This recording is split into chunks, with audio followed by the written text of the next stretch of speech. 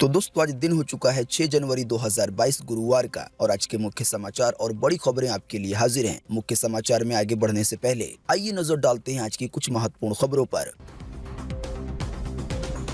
किसानों के प्रदर्शन और खराब मौसम की वजह से रद्द हुआ पीएम मोदी का पंजाब दौरा। साथ ही पीएम मोदी की सिक्योरिटी में हुई बड़ी चूक। पंजाब पुलिस और पंजाब सरकार पर लगे हैं कई गंभीर आरोप। आने वाले 7 जनवरी तक अगर दोबारा नहीं करवाया सिम कार्ड का वेरिफिकेशन तो हो जाएगा बंद। अभी हाल ही में पिछले 7 दिसंबर को लागू हुआ था ये नियम। सारी जानकारी बताएंगे अभी विस्तार से। सूरज की रोशनी में कलर बदलने वाला पहला स्मार्टफोन हुआ लॉन्च। वीवो कंपनी ने लॉन्च किया है इस 5G स्मार्टफोन को। देश में कोरोना वायरस की रफ्तार हुई पहले से 6 गुना ज्यादा। कई महीनों के बाद बीते रोज एक बार फिर से मिले हैं 58,000 से ज्यादा नए मरीज कोरोना वायरस के। देश के कुछ राज्यों का हो रहा है बड़ा ही बुरा हाल। कोरोना के बढ़ते मामलों की वजह से फिर से लगाए गए नए प्रतिबंध यानी कि नई पाबंदियां। इसी कड़ी में उत्तर प्रदेश को लेकर भी है बड़ी खबर। नहाते समय शैम्पू से एक बार नहीं बल्कि 2 बार बाल धोने चाहिए। एक पेशेवर हेयर ड्रेसर ने साझा की है ये जानकारी और बताई है इसकी वजह। बीते रोज भारत के एक हिस्से में फिर हुआ एक बड़ा हादसा। 17 लोगों की गई जान, कई लोग हैं घायल। तो दोस्तों आज के इस मुख्य समाचार में हम आपको इन्हीं सब और इसी तरह की और भी बड़ी खबरों के बारे में बताने वाले हैं। इसी की वजह से वीडियो को थोड़ा सा भी ना भगाएं और देखिए ध्यान से आखिर तक ताकि कोई भी जानकारी मिस ना हो। वीडियो में बढ़े आगे इससे पहले बस आपसे एक छोटी सी रिक्वेस्ट है कि वीडियो को लाइक कर दे और शेयर कर दे, क्योंकि आपका लाइक और शेयर करना ही होता है हमारी मेहनत का फल। तो आइए बिना देर किए चलते हैं सीधे आज की पहली बड़ी खबर की तरफ।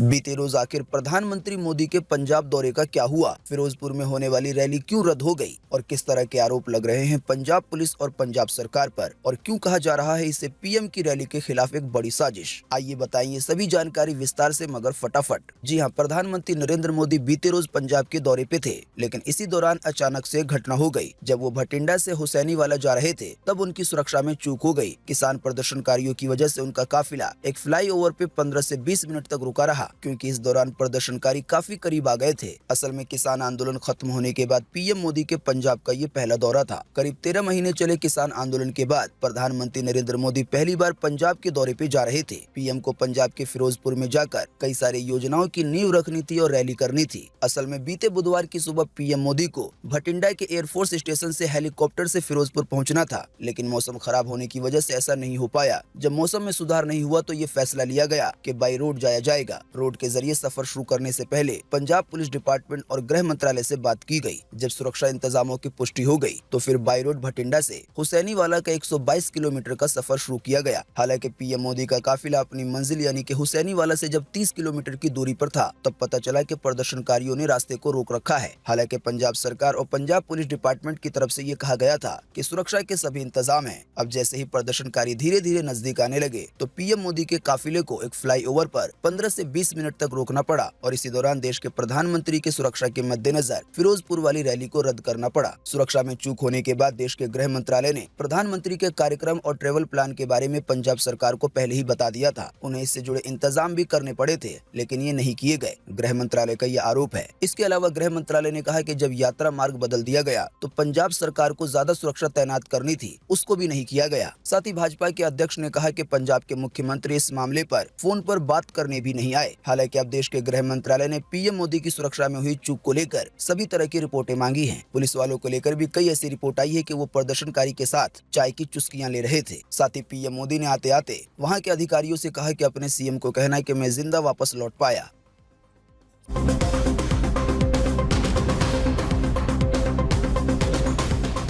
7 जनवरी तक निपटा ले ये काम, वरना सिम कार्ड हो सकता है ब्लॉक। आधुनिकता के इस दौर में लोगों को कई तरह की सुविधाएं मिल रही हैं जो पहले उपलब्ध नहीं थी। वहीं कई लोग इन सुविधाओं का गलत इस्तेमाल भी करते हैं। इतना ही नहीं, ये लोग इतने चालाक होते हैं कि अपने किए गए अपराध का ठीकरा किसी और दूसरे के सिर पर डालना चाहते हैं। ऐसे ही मामलों को ध्यान में रखते हुए डिपार्टमेंट ऑफ टेलीकॉम यानी कि डीटीओ ने पिछले साल 7 दिसंबर को एक नया आदेश जारी किया था। इस आदेश के तहत 9 से ज्यादा सिम कार्ड रखने वाले यूजर को अपने सिम कार्ड को दोबारा वेरीफाई करवाना होगा और इस वेरिफिकेशन को अनिवार्य किया गया है, यानी कि नहीं किया तो सिम कार्ड ब्लॉक हो जाएगा। आसान सी भाषा में कहें तो आप अगर किसी एक ही व्यक्ति की आईडी पर 9 से ज्यादा सिम कार्ड चला रहे हैं तो आपको अपने सिम कार्ड को वेरीफाई करवाना होगा और आप एक व्यक्ति की एक आईडी पर ज्यादा से ज्यादा 9 सिम कार्ड ही चला सकते हैं। अगर 9 से ज्यादा होगा तो वो सभी बंद हो जाएंगे। हालांकि कौन सा बंद करना है, कौन सा चालू रखना है, ये आपकी मर्जी के ऊपर निर्भर करता है, लेकिन 7 जनवरी से पहले अगर वेरिफिकेशन नहीं करवाया तो सिम कार्ड ब्लॉक हो जाएगा। हालांकि जो लोग इक्का दुक्का सिम चलाते हैं उनके लिए कोई ऐसी बात नहीं बताई गई है।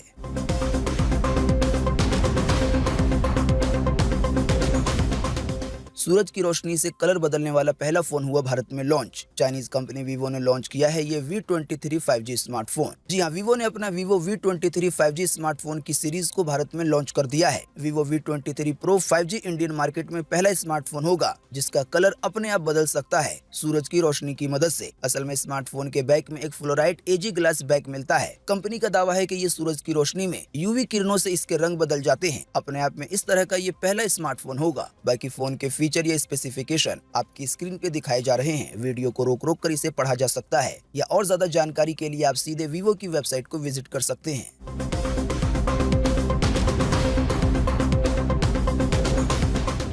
केवल 8 दिन के अंदर कोरोना के मामले हो गए हैं देश में 6 गुना ज्यादा। कोरोना के मरीजों के नए आंकड़ों ने तोड़ दिए हैं पिछले कई महीनों के रिकॉर्ड। जी हां, भास्कर.com की तरफ से कोरोना के नए मामलों को लेकर और इसकी बढ़ती हुई संख्या को लेकर एक ग्राफिक बनाया गया है जो कि अभी आपकी स्क्रीन पर है। इसमें बिल्कुल आसानी से देखा जा सकता है कि 28 दिसंबर को यानी कि अभी से 5-7 दिन पहले देश में रोजाना 9,000, 10,000 या इसी के आसपास नए मरीज मिल रहे थे। लेकिन जब कोरोना के मामले एकदम से बढ़ने लगे तो जैसा कि आप ग्राफिक में देख सकते हैं कि 28 दिसंबर को 9,195 मरीज मिले थे। फिर यह आंकड़ा 29 दिसंबर को 13,154 हुआ, 30 दिसंबर को 16,000, 31 को 22,000, फिर 1 जनवरी 2022 को 27,000, 2 जनवरी 2022 को 33,000 और 3 जनवरी को 37,000 और 4 जनवरी को 58,000 और बीते रोज 5 जनवरी को ये इस आंकड़े को भी पार कर गया है। आसान सी भाषा में कहें तो केवल 8 दिनों के अंदर रोजाना के नए मामले 9,000 से बढ़ के 58,000 हो गए हैं। हालात यही रहे तो आने वाले 2 से 4 दिन के अंदर पहले की तरह रोजाना 1 लाख नए मरीज मिलने लगेंगे जो कि फिर भारत में एक भयानक स्थिति हो सकती है। वैसे आपको बता दें, कोरोना से जुड़े एक मामले में केंद्रीय स्वास्थ्य मंत्रालय के संयुक्त सचिव लव अग्रवाल ने बीते बुधवार को एक जानकारी दी है। अग्रवाल ने बताया कि महाराष्ट्र, पश्चिम बंगाल, दिल्ली, केरल, तमिलनाडु, कर्नाटक, झारखंड और गुजरात ऐसे 8 राज्य हैं जहां संक्रमण के आंकड़े काफी तेजी से बढ़ रहे हैं और ये बहुत ज्यादा चिंता की बात है। जानकारी के मुताबिक अब भारत में ओमिक्रॉन के मरीजों की संख्या 2,307 हो गई है। ये टोटल संख्या है। हालांकि इसमें से कुछ लोग ठीक होकर घर भी जा चुके हैं। दोस्तों, यहाँ पे गौर करने वाली बात यह है कि ओमिक्रॉन की वजह से तीसरी लहर की चेतावनी दी जा रही थी, लेकिन हम देख रहे हैं कि रोजाना अब 50,000 से ज्यादा नए मामले मिल रहे हैं, लेकिन इसमें ओमिक्रॉन संक्रमितों की संख्या काफी कम है। इसका मतलब आसान सी भाषा में अभी के लिए ये रिजल्ट निकलता है कि पहले ही वाला वेरिएंट ये तबाही मचा रहा है और इसने दोबारा रफ्तार पकड़ ली है। साथ ही आपको बता दें, देश के ऐसे 3 राज्य हैं जहाँ पे कोरोना के नए मामलों के आंकड़े बहुत तेजी से बढ़ रहे हैं, या ऐसा भी कह सकते हैं कि एक ही दिन में डबल हो जा रहे हैं। इन 3 राज्यों में शामिल है महाराष्ट्र, बंगाल और दिल्ली। आसान सी भाषा में समझने के लिए आपके सामने एक तस्वीर है कि जैसे 4 जनवरी को महाराष्ट्र में 18,466 नए मामले मिले थे, लेकिन अगले दिन 5 जनवरी को यानी कि बीते रोज 26,000 से ज्यादा नए मरीज मिले हैं कोरोना वायरस के अकेले महाराष्ट्र में। इसी तरह से बंगाल में 4 जनवरी को 9,000 नए मामले मिले थे, लेकिन अगले ही दिन 5 जनवरी को 14,000 से ज्यादा नए मरीज मिले। राजधानी दिल्ली का हाल तो इससे भी बुरा है। 4 जनवरी 2021 को यानी कि बीते परसों 5,481 नए मामले सामने आए, लेकिन बीते रोज 5 जनवरी को वो 5400 का आंकड़ा सीधे 10,665 में बदल गया, यानी कि नए मामलों के आंकड़े इतनी तेजी से डबल हो रहे हैं।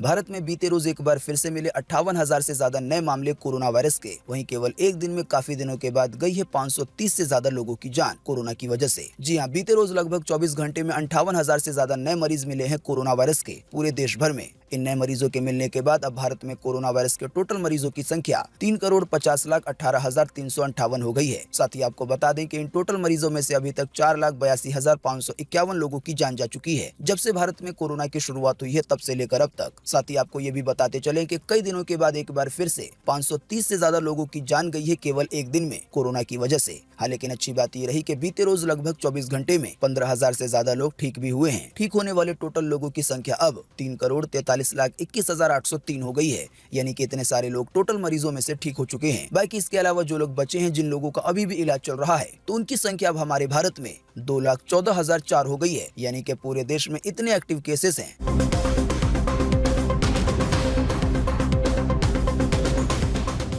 12वीं तक के स्कूल 16 जनवरी तक रहेंगे बंद। अब ऑनलाइन होगी पढ़ाई, यूपी सरकार का बड़ा ऐलान। जी हां, कोरोना के मद्देनजर उत्तर प्रदेश में 12वीं तक के सभी विद्यालयों को 16 जनवरी तक के लिए बंद कर दिया गया है। हालांकि ऑनलाइन कक्षाएं जारी रहेंगी। बाकी आप हमारे मुख्य समाचार अगर रोजाना देखते होंगे तो आपको पता होगा, हमने बीते रोज के मुख्य समाचार में यानी कि 5 जनवरी के मुख्य समाचार में कौन से राज्य में किस तरह के प्रतिबंध लगाए गए हैं इसके बारे में जानकारी दी थी। जैसा कि आप सब जानते हैं कि यूपी में नाइट कर्फ्यू जारी है। इसके अलावा मुख्यमंत्री योगी आदित्यनाथ ने ये आदेश दिए हैं कि जिस भी जिले में कोरोना के मामले 1000 से ज्यादा हो जाएंगे तो वहां पर और ज्यादा सख्त पाबंदियां लगाई जाएंगी। आसान सी भाषा में आप उसे लॉकडाउन जैसे हालात कह सकते हैं।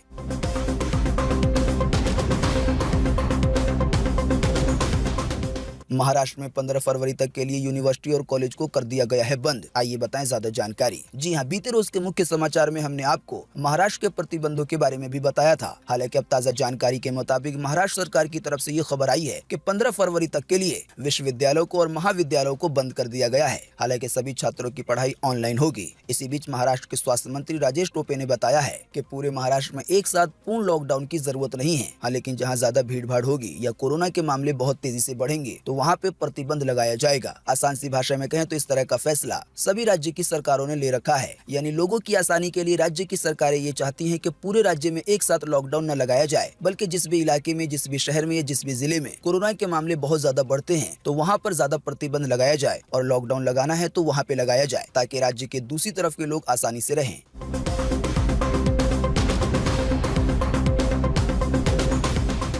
कई दिनों के बाद जम्मू कश्मीर में भी लग गया है रात्रि कर्फ्यू। जारी रहेगा रात 9 बजे से 6 बजे तक। जी हां, जम्मू कश्मीर में तेजी से बढ़ रहे कोविड मामलों को देखते हुए प्रदेश के सभी 20 जिलों में रात्रि कर्फ्यू लागू कर दिया गया है। ये कर्फ्यू रात के 9 बजे से सुबह 6 बजे तक सख्ती के साथ जारी रहेगा। आसान सी भाषा में नाइट कर्फ्यू का ये मतलब होता है कि आप किसी भी गैर जरूरी काम के लिए, जो कि ज्यादा जरूरी नहीं है, इमरजेंसी नहीं है, उसके लिए आप बाहर नहीं निकल सकते।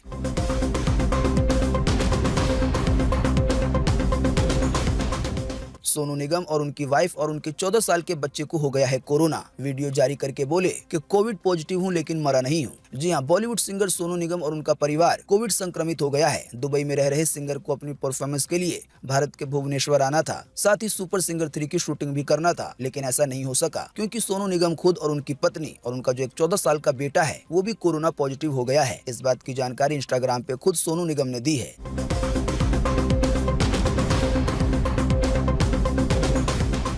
कोरोना के बढ़ते प्रकोप की वजह से लखनऊ में नहीं हो पाएगी पीएम मोदी की रैली। साथ ही सपा ने भी अपनी रथ यात्रा को कर दिया है रद्द। कांग्रेस को भी रोकनी पड़ी है रैलियां। मुख्यमंत्री योगी का नोएडा कार्यक्रम भी हुआ रद्द। जी हां, उत्तर प्रदेश में बढ़ते कोरोना संक्रमण के मद्देनजर राजधानी लखनऊ के रमाबाई अंबेडकर मैदान में आने वाले 9 जनवरी को प्रस्तावित प्रधानमंत्री नरेंद्र मोदी की चुनावी रैली स्थगित कर दी गई है। इसके अलावा मुख्यमंत्री योगी आदित्यनाथ का बृहस्पतिवार को नोएडा में प्रस्तावित कार्यक्रम भी रद्द हो गया है। साथ ही समाजवादी पार्टी ने अपनी रथ यात्रा, तो कांग्रेस ने सभी तरह की रैलियां रद्द कर दी हैं। असल में जैसा कि हमने आपको बताया कि कोरोना के मामले ही इतनी तेजी से बढ़ रहे हैं कि इन रैलियों को रद्द करना पड़ा है।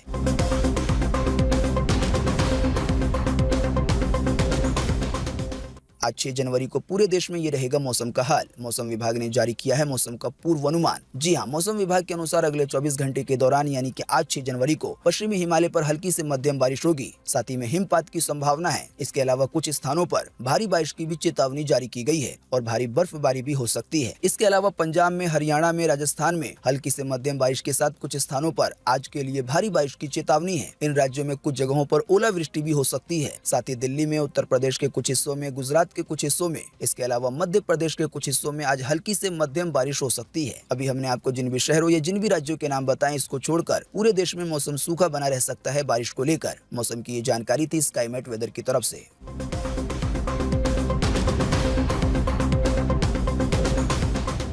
पेशेवर हेयर ड्रेसर ने बताया कि क्यों शैम्पू से नहाते समय एक बार नहीं बल्कि 2 बार बाल धोने चाहिए। जी हां, अगर आप सोचते हो कि बालों में सिर्फ एक बार ही शैम्पू करना चाहिए, साथ ही में आप इसका कारण ये समझते हैं कि शैम्पू में जो केमिकल है वो आपके बालों को खराब कर देगा, तो इस बात में भी आप गलत हैं। असल में नवभारत टाइम्स के एक आर्टिकल में एक पेशेवर हेयर ड्रेसर का वीडियो शेयर किया गया है। असल में हेयर ड्रेसर ने ये जानकारी दी है कि जब आप पहली बार शैम्पू से बाल को धोते हैं तो बालों में जो ऑयल होता है या धूल मिट्टी होती है पहले वो हटता है, और जब आप दूसरी बार शैम्पू करते हैं तो आपके बाल बिल्कुल सही से क्लीन हो पाते हैं। ज्यादा जानकारी के लिए स्क्रीन पे दिखाए जा रहे आर्टिकल को विस्तार से पढ़ा जा सकता है।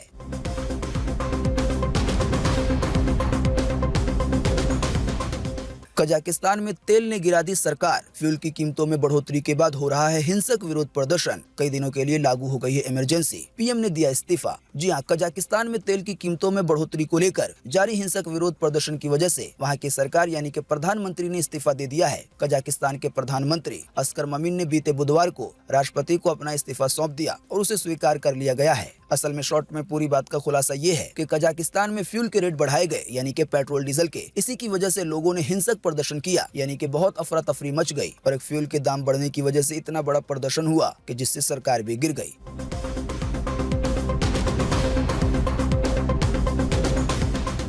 अमेरिका में हुआ एक भयानक हादसा। फिलाडेल्फिया में 3 मंजिला बिल्डिंग में लगी भयानक आग। 50 मिनट के अंदर 7 बच्चों समेत 13 लोग जलकर मरे। जी हां, अमेरिका के पूर्वी शहर फिलाडेल्फिया में स्थानीय समय अनुसार बीते बुधवार की सुबह एक भयानक हादसा देखने को मिला। जानकारी के मुताबिक असल में एक बिल्डिंग में आग लग गई, जिसकी वजह से 7 बच्चों समेत 13 लोगों की जान चली गई। हालांकि ये मौतों का आंकड़ा और ज्यादा बढ़ सकता है, क्योंकि जख्मी लोगों को अभी भी निकाला जा रहा है। जिस बिल्डिंग में आग लगी है उसमें काफी सारे लोग रहते हैं। दोस्तों, आपको बता दें कि हमारे देश में भी एक बड़ा हादसा हुआ है बीते रोज। इसकी ज्यादा जानकारी देखें अगली खबर में।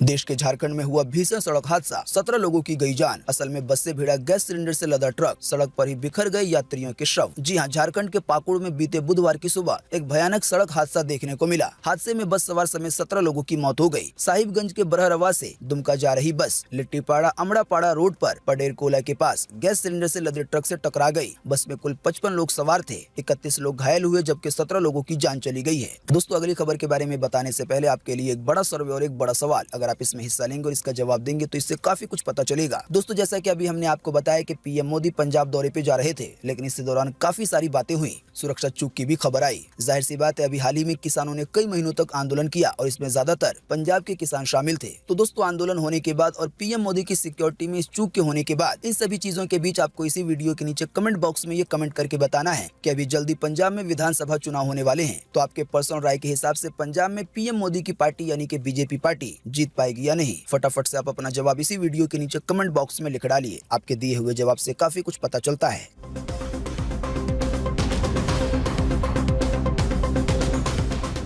रोमांचक हुआ दूसरा टेस्ट मैच दक्षिण अफ्रीका के साथ खेले जाने वाला। 240 रन के जवाब में अब दक्षिण अफ्रीका का स्कोर है 118 पे 2। जी हां, भारत और दक्षिण अफ्रीका के बीच खेले जा रहे दूसरे टेस्ट मैच में मेजबान टीम अब मजबूत स्थिति में दिख रही है। जोहान्सबर्ग के स्टेडियम में चल रहे मैच के तीसरे दिन का खेल समाप्त हो चुका है। भारत ने आखिर में 240 रन का लक्ष्य दिया है, जिसका पीछा करते हुए 2 विकेट के नुकसान पे दक्षिण अफ्रीका ने 118 रन बना लिए हैं। इन मैचों का लाइव प्रसारण स्पोर्ट्स से जुड़े चैनलों पर देखा जा सकता है।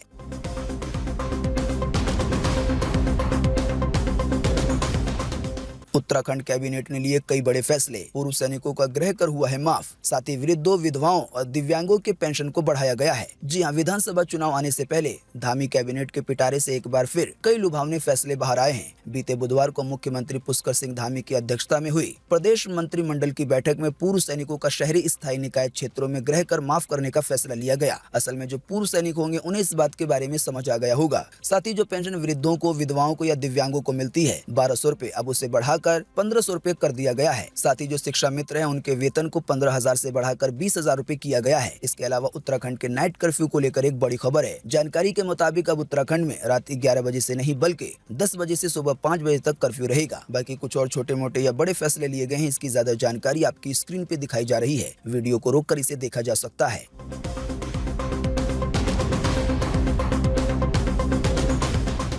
4.18% महंगा हुआ। इंश्योरेंस लेने वालों पे पड़ेगा थोड़ा सा भारी बोझ। जी हां, कोरोना महामारी के जोखिम और बढ़ती मांग के दबाव में बीमा कंपनियां टर्म इंश्योरेंस के प्रीमियम को लगातार बढ़ा रही हैं। आसान सी भाषा में कहें तो जो टर्म इंश्योरेंस है, सेहत के लिए जो इंश्योरेंस करवाया जाता है वो महंगा हो रहा है। दिसंबर के तिमाही में यानी कि साल 2021 के पिछले 3 महीने में टर्म बीमा का प्रीमियम 4.18% महंगा हुआ है। तो दोस्तों, आज 6 जनवरी 2022 की यही ताजा और महत्वपूर्ण खबरें थी। उम्मीद करते हैं इससे आपको काफी कुछ जानकारी मिली होगी। हम बस इसके बदले में आपसे इतना ही चाहते हैं कि वीडियो को लाइक करें, शेयर करें, क्योंकि आपका लाइक और शेयर करना ही होता है हमारी मेहनत का फल। वीडियो देखने के लिए आपका बहुत बहुत धन्यवाद। Thanks for watching.